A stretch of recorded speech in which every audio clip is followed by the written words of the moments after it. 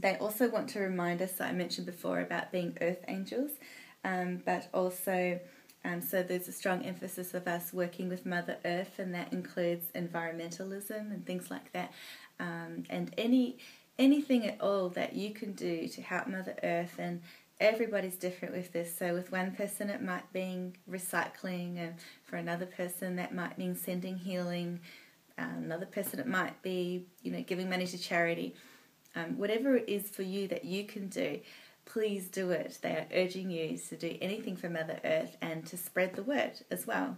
So that's really important as well.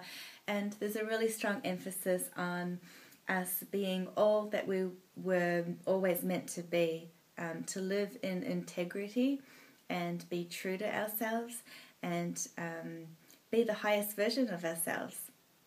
Once you tap into that, amazing things will happen, and you'll notice such a shift in your life. And it's all about a shift. We're moving, we're shifting, we're evolving, and that's what ascension is all about. That's what 2012 and beyond is about, and the process has already started before 2012. Okay, so one more thing before I do the 12 months. Sacred space is really important. So as you can see here, I've created a little bit of a sacred space. I've had it already before I started talking with you. I have angel statues, my angel cards set up in a very nice way that I like. So everyone's different. This is the space that I work in often, and I have different angel altars and things like that. So literally, this card can mean creating a sacred space around you, whether that's in your home, a little corner, even if it's a shelf, and you can use anything you like for that, anything that's meaningful to you or that you're drawn to. It can also mean going within and forming that sacred connection between you and Spirit, or you and Source, God, the angels, whomever you connect with and that you're drawn to. And that comes through really strongly. And candles, burning candles, especially white candles, but any candles, is a way for you to connect. And it's also just like a mini little ritual as well. You don't have to get all involved in different things. It can really be very, very simple. So create an altar, or connect with yourself and Spirit. And also, if you're drawn to visit very magical, sacred places, whether it's Stonehenge or a lesser known place like a lovely little cave, or a little, a statue, or a little church or temple, or anything like that, sacred land, go. If you're drawn to, go. Follow your heart and follow your callings. So that's really important too. It's like we're getting back to a time of mysticism, and that existed years and years ago, centuries ago. We're going back to the ancient ways and the ancient knowledge, and which is really the metaphor for us. We're going back to the beginning, and we're going to start remembering all of these things that have been lost. So there's been a lot of knowledge that we have forgotten, a lot of knowledge that we will be starting to remember again. So that's really important for 2012 and beyond. Okay, so for January this year, which we're still in January right this minute, I've got the books card. But what I'm feeling from this card is it really goes back to setting your intentions, and that can include writing a list, or writing down your intentions for how you want your year to be, how you want change to be implemented in your life. And that can also be your business plans as well. So personal life, family life, business, all of it. I'm also getting, they're telling me, vision boards, so creating dream boards, vision boards, where you can paste pictures or write down words, pictures, phrases of what you want in your life, to draw it to you. So that's what I'm getting from that. And there are people also who, it's really strong feelings here, who have been urged to write. That includes me, so thank you, angels. Writing, journaling, so journaling your thoughts, but also writing whatever it is. And it might just be whatever dribble comes out of you, just let it out of you.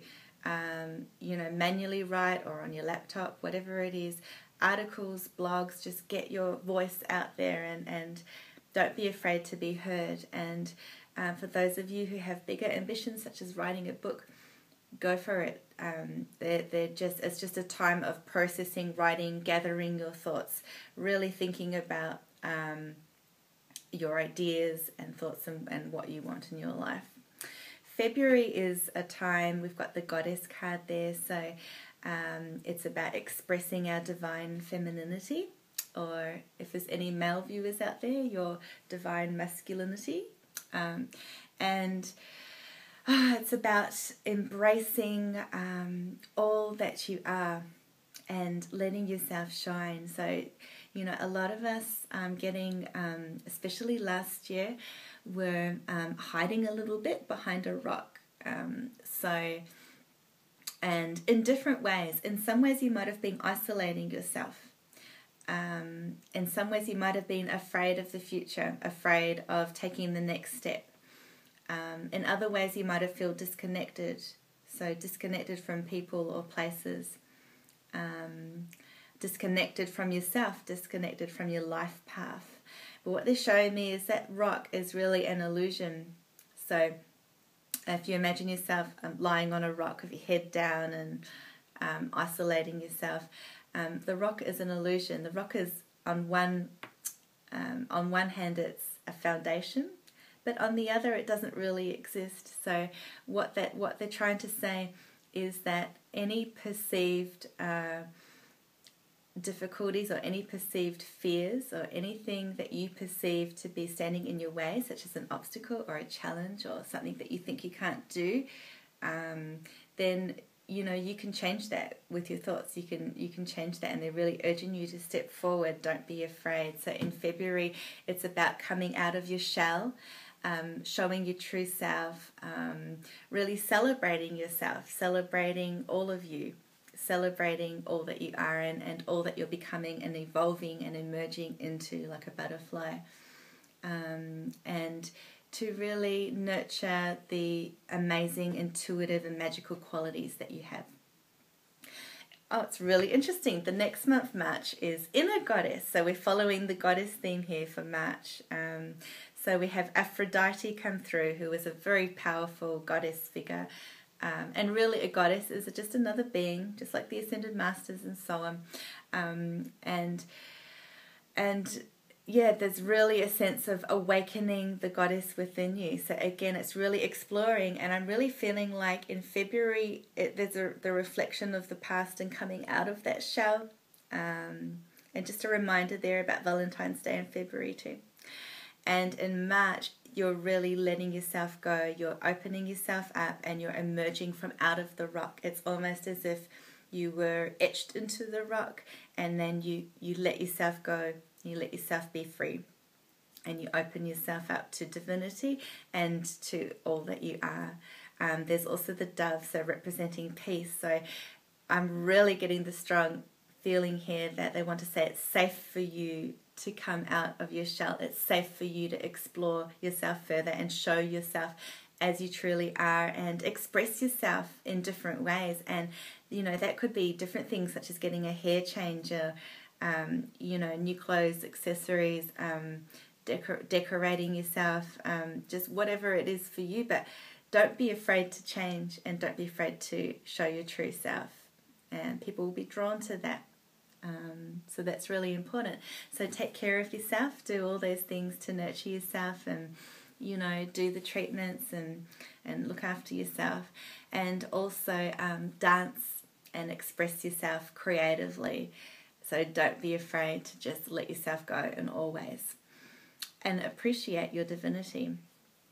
And then for April, and so we've got Easter time in April, we have past life come up. So that's interesting in April when we reflect upon Jesus and so on, that we have the past life issue come up. And I'm really getting that that's harking back to a lot of past lives. So, most of us are not really aware of our past lives. Some of us, have that ability to see into past lives. So basically that is other existences that you had on earth, and which each of us has had. We've all reincarnated.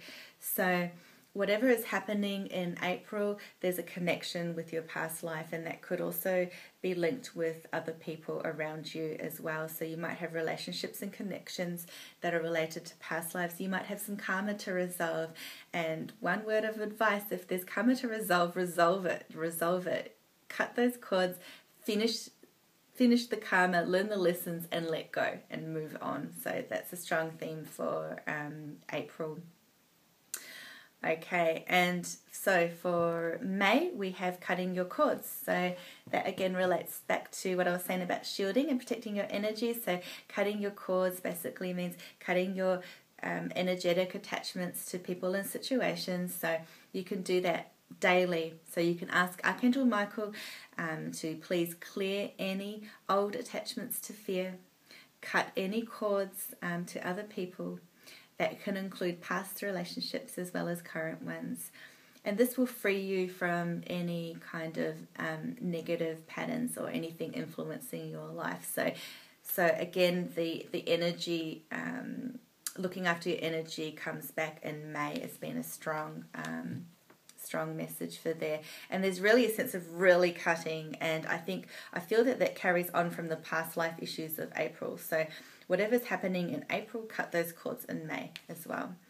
Okay, so after May we have June, and we have Athena, inner wisdom. And again, so I was mentioning earlier about being in tune with yourself and connecting with your inner core, and this includes our inner wisdom. And they really want us to know that inside of us we have our inner intuition, inner wisdom. We know all the answers. So some of you are looking too much elsewhere for answers, but really we're to learn this year and in this month to really look within for answers. All the answers are there. So when you're centered and you've cut those cords and you've removed yourself from other people's energies, and you have this beautiful light around you, you can connect with the inner wisdom. And I'm getting a sense of flowing. So you can also visualize energy flowing. You can visualize white or golden light flowing from above down through you and right to your core. There's a whole lot of other techniques you can do. So you might want to do some research about that. Really, the card is saying that there's also an owl there. Owl represents wisdom. And I'm getting drawn to a link with our intuition and the moon. So the moon is there to remind us to follow our own intuition and trust it always. So you know what to do. You know what to do. I cannot say that enough. So trust your inner wisdom, and whatever guidance you receive, take action. Listen to it and see what happens. So that's important too. If there's anything, I'm getting the sense of sadness here. So if there's anyone that might be feeling sadness at this time. And of course, like I'm saying that this is June, but I want to be open to saying that this is at any time during the year as well. It's a general message, not just specifically for June, but the sense of sadness. And I'm really feeling like a sense of being alone. You feel different, again, back to that sense of isolation, but really sad and alone with your thoughts. And if you're feeling that, please use some techniques as I've mentioned, and also just getting back to your inner core. You will find the answers, and there will be a bridge. So you can imagine a bridge or a rainbow going from where you are now to the next place, and the next place is higher and it's more light filled. So just some reassurance there for you.